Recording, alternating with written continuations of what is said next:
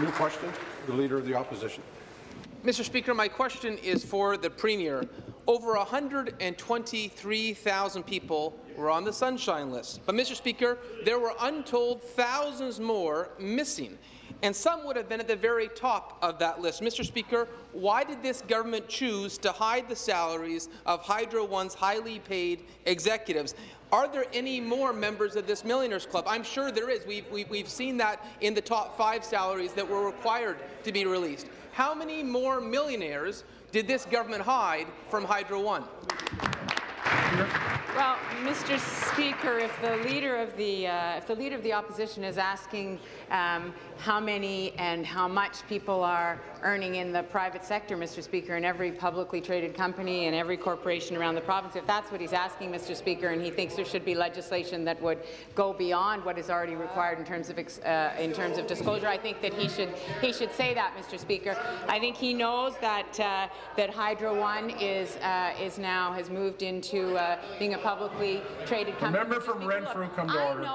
I know that these salaries are high, Mr. Speaker. I know that they're much higher than the vast majority of Ontarians. I also know that people are struggling with their electricity bills. That's why we have a plan, Mr. Speaker. That's why we are going to reduce people's electricity bills by 25%, Mr. Speaker. We're actually taking action because we recognize that people are challenged across the province. Thank you.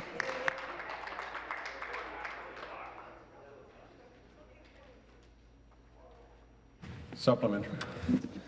Mr. Speaker, the Premier can't have it both ways. The government still has a majority of shares of Hydro One, and what they've allowed to happen with these out-of-control salaries is wrong. The Premier knows it's wrong. $4.5 million for the CEO, $2.9 million for the Executive Vice President, $1.7 million paid to the Chief Financial Officer, $1.4 million paid to the Chief Operating Officers, and $1.2 million to another Executive Vice President. Mr. Speaker, this Millionaires Club at Hydro One that the Premier has created is wrong. Everyone in Ontario knows these paychecks are too much, and Mr. Speaker, through you, I'm asking the Premier to do the right thing while they still have majority of the shares and rein in these offensive executive salaries. Be seated, please. Be seated, please. Thank you. Start the clock.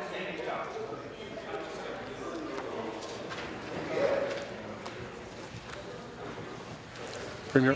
Thank you very much, Mr. Speaker. Well, I really do understand why the Leader of the Opposition is taking this track, Mr. Speaker, because he has no plan and no idea how he would reduce electricity bills. So, Mr. Speaker, as I said, I know these salaries are high, Mr. Speaker. We know that people are struggling with electricity bills. That's why we are going to reduce people's hydro bills, Mr. Speaker. And we remain committed to continued regulation of Hydro One. We made that quite clear, Mr. Speaker, from the outset.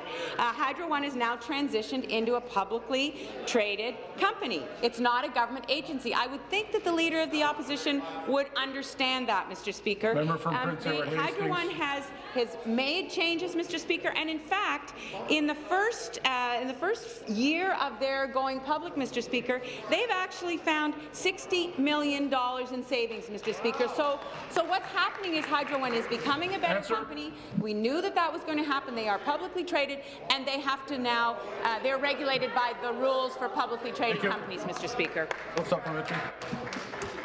Mr. Speaker, again to the Premier. In the entire Sunshine List, with 123,000 names on it, only 2 people topped $1 million.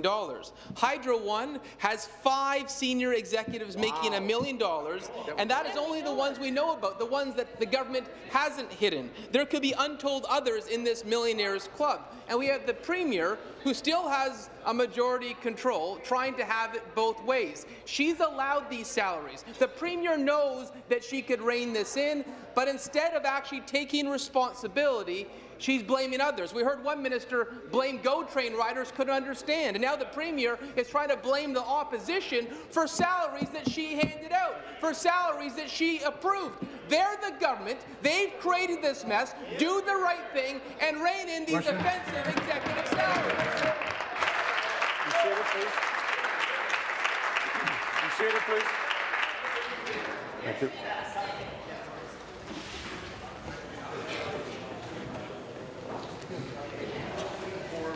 Premier.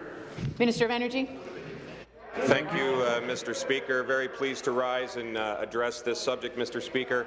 As the Premier mentioned, and as the opposition doesn't seem to know, Mr. Speaker, Hydro One is now a publicly traded company, and the decisions over compensation are not made by the government. But, Mr. Speaker, let's put some context into this, Mr. Speaker. The executive salaries at Hydro One, Mr. Speaker,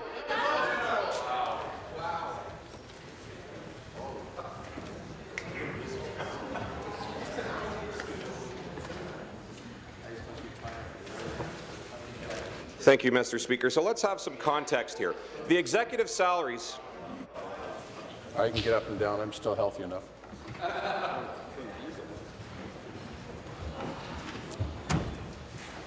Finish, please.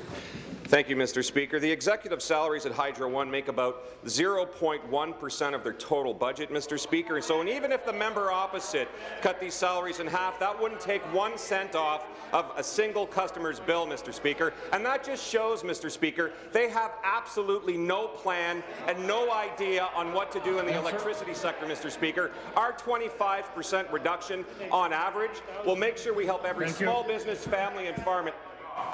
Thank you.